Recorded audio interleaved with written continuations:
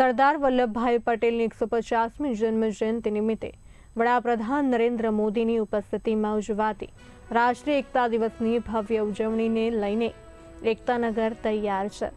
દેશભરના આમંત્રિતો, અધિકારીઓ, કર્મચારીઓ અને જનતાને સુવિધા મળી રહે તે માટે વિશાળ તાત્કાલિક વસવાટની વ્યવસ્થાઓ ઊભી કરવામાં આવી છે।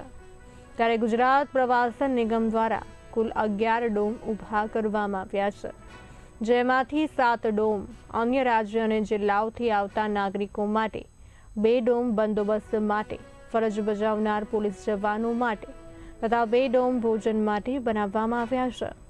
આ ડોમમાં કુલ 9014 લોકોની અને 1400 પોલીસ કર્મીઓ માટે સુવિધા ઉપલબ્ધ છે। ઉલ્લેખનીય છે કે રાષ્ટ્રીય એકતા દિવસની આ ભવ્ય ઉજવણીમાં આવતા દરેક મહેમાનને સુવિધા અને આરામની અનુભૂતિ થાય તે માટે રાજ્ય સરકારે તંત્ર સાથે મળીને સુવ્યવસ્થિત આયોજન કર્યું છે।